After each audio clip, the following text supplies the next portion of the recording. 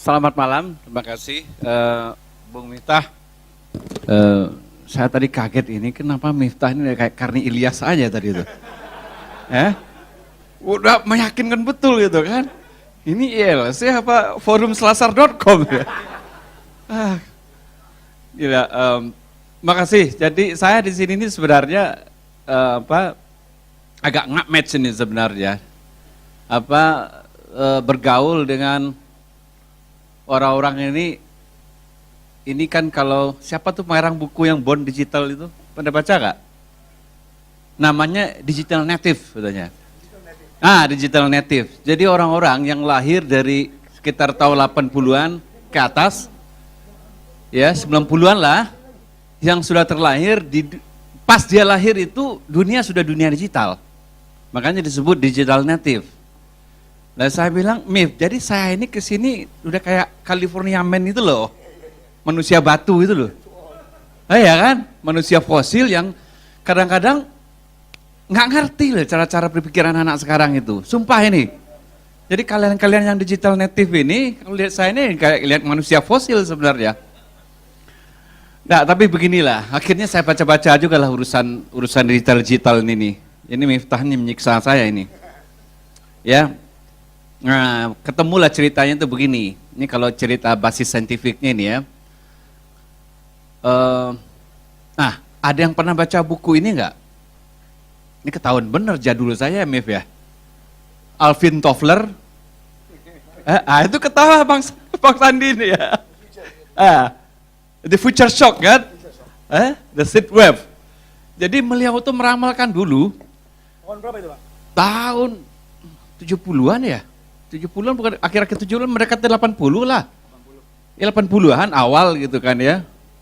Itu terkenal sekali itu Alvin Toffler itu. Ya itu ngarang buku ada dulu third wave gitu ya, gelombang ketiga informasi gitu ya. Terus dia mengatakan nanti orang itu akan terkaget-kaget dengan perubahan teknologi itu.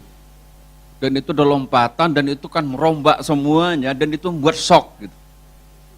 Nah pada waktu itu orang yakin betul ramalannya si Alvin Toffler ini. Ternyata enggak juga. Ternyata enggak kaget juga gitu loh. Jadi biasa-biasa aja, artinya kalau terkaget itu kan kalau bahasa sosialnya apa? Disruption katanya. Jadi terjadi perubahan sosial, perubahan tingkah laku yang sedemikian disruptifnya bahkan merusak dan itu membuat shock gitu, shocking gitu. Ternyata enggak juga. Jadi Pak Alvin Toffler ini mungkin nggak banyak konsul dengan psikologi, gitu, psikolog gitu loh. Nah, psikolog itu premisnya begini, oke, setiap ada perubahan sosial, ya perubahan sosial entah itu perang, entah itu perubahan teknologi. Nah hari ini kita bicara perubahan teknologi sebenarnya, persoalan perubahan teknologi.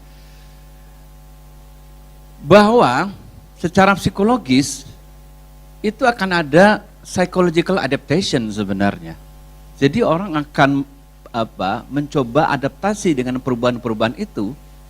Jadi tidak juga segombar-gombor yang dibayangkan bahwa ini membuka kita memahami tingkah laku orang dengan cara yang berbeda, iya.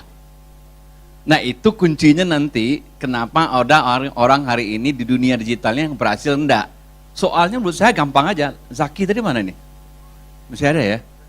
Ya, jadi persoalan memahami aja, apakah Anda cukup paham cara orang bertingkah laku, cara orang berpikir, dan apa yang dipikirkan oleh orang-orang yang disebut oleh si parang buku itu, digital native itu.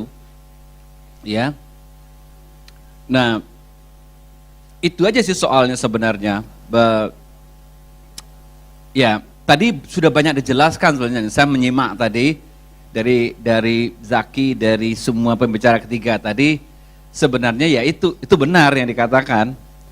Jadi persoalan nanti dengan dunia baru ini, ya perubahan teknologi ini, jadi tesisnya itu apa ya? Technological determination itu mungkin memang harus membuat orang untuk menyesuaikan, ada penyesuaian ya dengan perubahan teknologi yang baru itu. Pasti ada perubahan sosial dan perubahan perilaku, kalau psikologi perilaku. Tapi sebenarnya manusia punya kemampuan untuk adaptasi dengan perubahan itu. Jadi belum tentu itu pola-pola yang disruptif itu sedasar yang kita bayangkan juga, begitu. Nah, persoalannya hari ini dalam konteks tadi dikaitkan dengan bisnis ini, ya, cerita forum hari ini, masalahnya dalam perubahan itu ada orang yang late adapter, ya, atau ada orang yang resistant to change. Nah, ini semalang-malangnya nasib nih kalau pakai kiai ini sekarang ini, ya. Setidak-tidak beruntungnya orang, ya, yang nggak mau berubah. Jadi orang-orang yang resistant to change itu tinggal waktu saja digila zaman. Late adopter aja itu udah malang gitu nasib kita. Ya artinya Anda mau berubah tapi telat. Orang udah berubah duluan, Anda telatnya belakang. Jadi orang yang akan menang adalah yang satu early adopter, dia cepat berubah. Dan dalam perubahan itu dia mengambil advantage, dia akan menjadi trendsetter, katakanlah begitu, dia akan menjadi pioneer, dia akan lebih inovasi, dan dia berdiri di depan. Nah itu orang akan memenangkan itu. Masalahnya sekarang, makin ke sini perubahan teknologi itu, tadi udah disinggung juga, siklusnya makin lama makin pendek. Itu hukum sunatullah perubahan juga. Itu benar kan? Coba lihat revolusi-revolusi itu. Dari mesin uap, sampai ditemukan ya mobil itu kan lama tahun itu, berapa tahun itu, ya kan? Ketemu pesawat itu juga lama itu, ya nggak cepat berubah gitu ya. Nah tapi lompatan itu kan memang di teknologi informasi, jadi Toffler betul juga sih.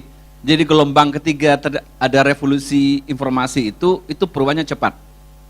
Makin ke sini, ini sekarang kita menabalkan namanya era digital. Nggak tahu ke depan tuh namanya era apa lagi itu, ya? Saya kira Anda pernah itu kan dengar cerita lucu tentang guyon-guyonan tahun Indonesia 2040. Pernah dengar nggak itu? Ini cerita, saya bacain aja nih. Ya, dia joknya dia bilang ini cerita tahun 2041 yang namanya Sultan Mangkudun ini pesan pizza. Jadi teleponlah itu operator kan, jawab operator, terima kasih. Anda sudah ngomongin Pizza Hui, ya, namanya itu Pizza Hui. Kata Kudun, ya, Kudun namanya Kudun ya. Nggak usah banyak nggak ngerti nanti. Saya mau pesan pizza Mbak, Uni gitu kan. Baik, tolong berapa nomor KTP Bapak? Gitu. 080737457676. Oke, terima kasih Bapak Miftah. Anda tinggal di Jalan Kukusan nomor 74. Anda adalah pemilik dari selasar.com, ya. Nomor telepon Anda 843 nomor 37, HP Anda 0812 sekian. Maaf, Bapak sekarang nelfon dari mana? Dari rumah, Mbak. Oke. Jadi bilang, oke. Nah, terus Bapak mau pesan apa? Saya mau pesan pizza seafood. Nah, terus dia bilang gitu kan, maaf Pak Mita, menurut database kami, Bapak disarankan tidak memesan pizza seafood karena kolesterol Bapak, menurut data dari pusat kesehatan yang sudah kami terkonek, itu kolesterol Bapak berlebihan. Ya kan? Marahlah ini dan pizza ini. Jadi kamu merekomendasikan apa? Dijawab lagi oleh pemesan pizza. Baiklah, kalau gitu Bapak bisa memesan pizza on demand. Nah, minangnya ada ini ya. Karena varian tersebut itu low fat dan tidak bermasalah berkesehatan Bapak. Hah, dari mana kamu suka? Saya bakal suka itu pizza. Baik Pak, minggu yang lalu Bapak itu meminjam buku di Perpustakaan Nasional yang berjudul The Secret of on Demand. Wah itu kan, ya gitu kan. Nah, kalau begitu mulai kesal nih Miftah ini. Kalau gitu terserah kamu deh. Saya pesan apa aja yang enak buat keluarga. Baik Pak, dia bilang. Bapak pesan pizza mande itu cukup untuk keluarga Bapak, dan menurut kami Bapak tidak cukup pesan 2 porsi karena anak Bapak 6 katanya. Sampai tahu dia, ya kan? Oke, harganya berapa? harganya 300.000, 500 Pak. Oke, saya bayar ke kartu kredit. Oh maaf Pak Miftah, sebaiknya Anda membayarkan uang cash. Karena kartu kredit Bapak sudah mencapai limit. Ya, dan Bapak hari ini ternyata masih menunggak bayaran 2,5 juta 430.000. Wis, ya, dia bilang, oke, kalau gitu saya bayar ke ATM saja, cash. Ya, nanti saya tarik ke ATM. Tapi maaf Pak Miftah, database kami juga menunjukkan batas penarikan ATM Bapak sudah habis untuk hari ini. Anda bayangkan gitu, di masa depan Akan seperti itu. akan seperti itu. Data driven. Data driven. Data driven. Jadi artinya dunia digital itu ya akan membuat behavior kita juga berubah. Itu hanya ilustrasi. Berubah perilaku. Ya. Jadi artinya, nah ini kan dunia, tadi sudah disinggung juga, bahwa digital itu yang membuat database itu luar biasa nanti. Ya. Oke. Jadi begini, setiap perubahan, ya, setiap perubahan, saya sudah katakan tadi, itu ada yang lambat, ada yang cepat meresponnya, dan selalu dalam perubahan itu, orang-orang yang kreatif, orang-orang yang inovatif, selalu akan bisa mencari value dari perubahan itu. Jadi orang yang cepat belajar, orang yang early adopter, orang yang cepat adapt, dan orang yang kreatif dan inovatifnya akan menang. Nah, ke depan memang pertarungannya di data itu. Nah, Bapak Ibu ya kan, bukan Bapak Ibu nih, adik-adik nih, sorry lupa. Ini orang-orang digital native semua ini. Jadi rekan-rekan sekalian, saya hari ini juga sekarangnya lagi berpikir keras. Jangan-jangan sebagai seorang profesor, saya juga harus mendekonstruksi besar-besaran cara saya mengajar. Serius ini. Oh gimana tuh Bang? Jadi begini kan, zaman dulu ya ketika misalnya bahwa orang-orang yang begini, zaman dulu ya tahun 80-an, itu kalau ada dosen pulang dari luar negeri, terus dia bawa buku itu, 4-5 biji itu terbaru, tuh kita terkagum-kagum, terus kayaknya menyembah gitu loh. Wah bisa saya minjam bukunya Pak, gitu kan. Hebat betul tuh orang. Dia tahu lebih dulu gitu kan. Nah, setelah Amazon.com berdiri, ya, saya mengalami sendiri, saya bisa kalahin dosen saya. Karena dia lama adaptasinya, dia nggak tahu dunia sudah berubah. Saya bilang, Pak saya udah tahu lebih duluan. Loh, dari mana kamu tahu? Dia bilang, dia nggak tahu saya beli buku di Amazon.com kan. Jadi saya nggak harus ke Amerika, nggak harus pergi kemana-mana beli buku. Jadi itu saja. Itu sudah revolusioner waktu itu. Terus saya mikir kan ya, jadi kalau dosen sekarang bangga-banggain dia dulu baca buku, duluan baca buku, udah nggak zaman sekarang. Apalagi sekarang, ya. Jadi semua informasi itu cepat kan, siapapun. Jadi tidak ada lagi masalah. Jadi artinya apa? Pendidikan pun juga ini membawa dampak ya. Demokratisasi juga memungkinkan di dunia digital ini. Dulu dosen dia selangkah, sekarang ada gunanya juga. Sekarang saya ngajar begini, saya bilang ini, saya nggak akan bikin slide, saya bilang. Jadi gimana Bang, dia bilang, coba kamu Google sekarang, topik kita hari ini kuliah ini, ya topik kita voting behavior. Kamu ambil di Google, oke, mari kita bahas. Saya bilang ngapain saya bikin juga slide? Udah ada orang yang bikinin. Ya, itu saya bilang gitu kan, ngapain saya bikin slide, saya bilang. Dan itu tidak ada disclosure, itu nggak boleh dipakai untuk ngajar, saya bilang gitu kan.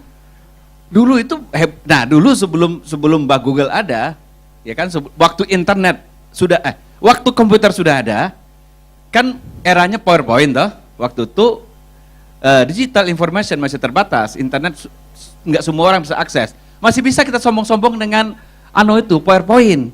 Kita bikin lebih duluan, kita baca lebih duluan. Sekarang nggak bisa, cepet aja. Saya bilang, ya kamu download aja itu. Sedang kelas kamu sepakat ini kita pakai untuk bahan ini, ajar. Oh sepakat gitu. Nanti, tapi saya yang jelasin. PowerPoint kan cuma alat kan. Nah kamu hakikatnya belum ngerti. Kalau hakikat kamu harus level profesor. Nah nggak bisa kalahin dia.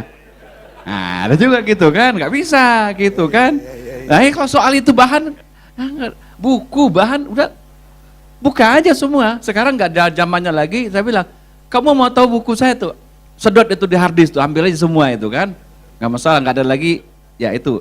Jadi demokratisasi itu luar biasa di dunia digital. Nah, jadi, apalagi di bisnis kan, di bisnis itu kata kuncinya itu, ya saya udah pelajarin gitu, memang orang yang akan cepat adaptasi, itulah yang survive gitu. Nah, ke depan memang begini, ya, ramalan saya ke depan, saya juga nggak terlalu yakin dengan tesis future shock itu.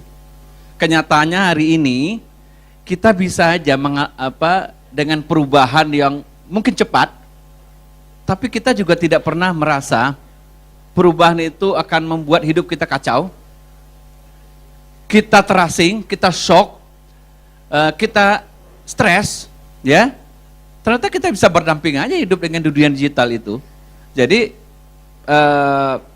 ramalan saya itu juga tidak akan future shock.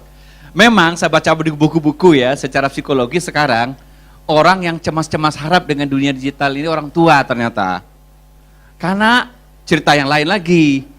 Jadi khawatir sekarang kan anak-anak itu karena bahaya pornografi, bahaya ngobat yang gitu-gitu ya.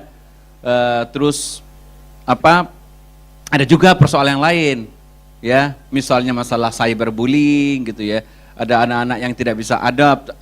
Sebenarnya yang menurut saya orang tua itu kenapa dia cemas banget? Urusannya cuma satu, dia nggak bisa ngikutin dunia digital itu.